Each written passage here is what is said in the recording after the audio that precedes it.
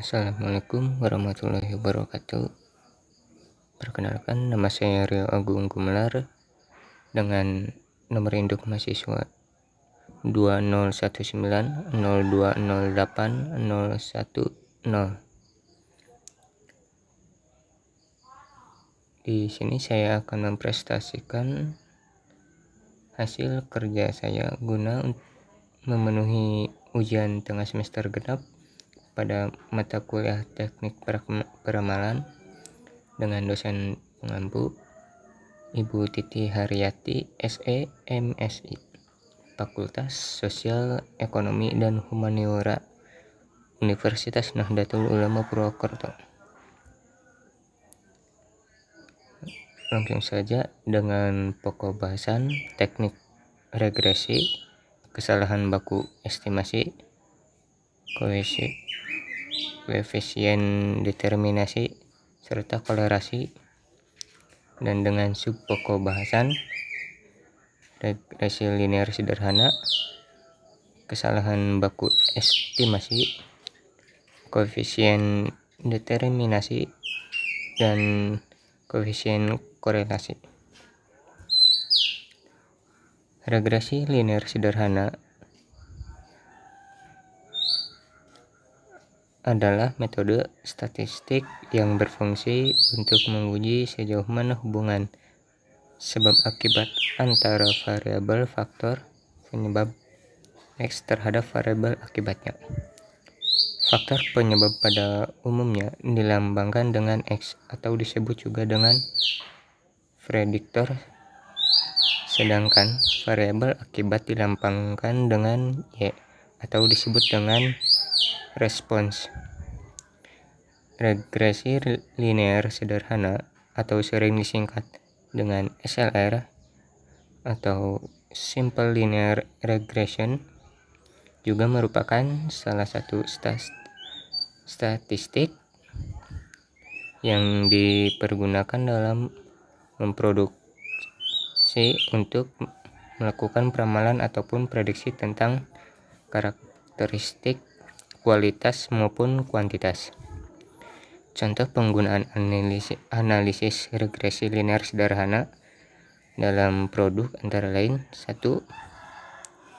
Antara lamanya kerusakan mesin dan kualitas produk yang dihasilkan. Yang kedua, hubungan jumlah pekerja dengan output yang diproduksi.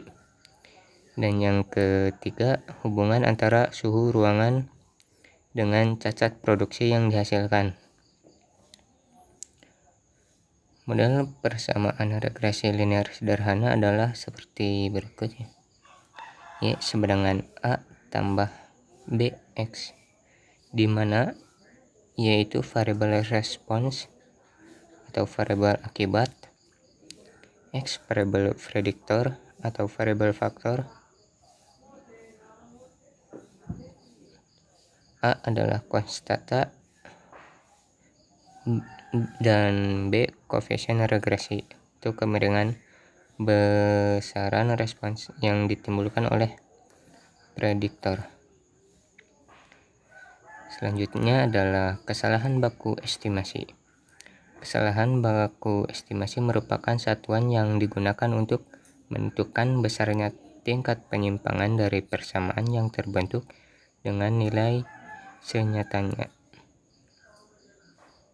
Semakin tinggi kesalahan baku koefisien regresi, maka semakin lemah variabel tersebut untuk diikuti dalam model persamaan regresi, atau semakin tidak berpengaruh.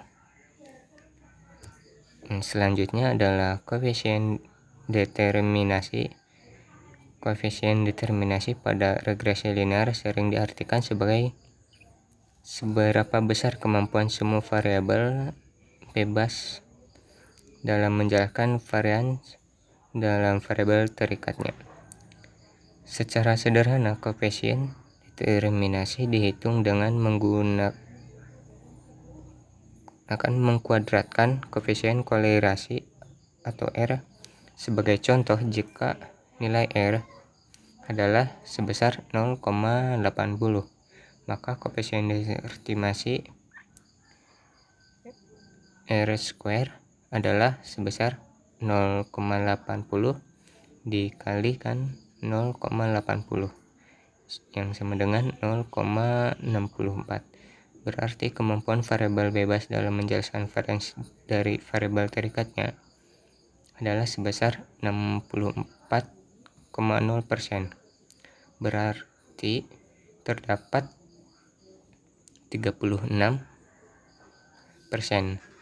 Itu yang dari 100% dikurangi 64%. Varians variabel terikat yang dijelaskan oleh faktor lain. Berdasarkan interpretasi tersebut, maka tampak bahwa nilai R square adalah antara 0 sampai dengan 1. Yang selanjutnya adalah koefisien korelasi. Koefisien korelasi adalah nilai yang menunjukkan kuat atau tidaknya hubungan linier antara dua variabel. Koefisien korelasi biasanya dilambangkan dengan huruf R, di mana nilai R dapat bervariasi dari -1 sampai 1. Nilai R mendekati -1 atau +1 menunjukkan hubungan yang kuat antara dua variabel tersebut, dan nilai R yang mendekati 0 mengindikasikan lemahnya hubungan antara dua variabel tersebut. Sedangkan tanda plus atau positif dan negatif memberikan informasi mengenai arah hubungan antara dua variabel tersebut. Jika bernilai positif, maka kedua variabel tersebut memiliki hubungan yang searah. Dalam arti lain, peningkatan X akan bersamaan dengan peningkatan Y, dan begitu juga sebaliknya. Jika bernilai negatif, artinya korelasi antara kedua variabel tersebut bersifat berlawanan. Peningkatan nilai X akan dibarengi dengan penurunan Y. Sekian presentasi dari saya, kurang lebihnya mohon maaf. Assalamualaikum warahmatullahi wabarakatuh.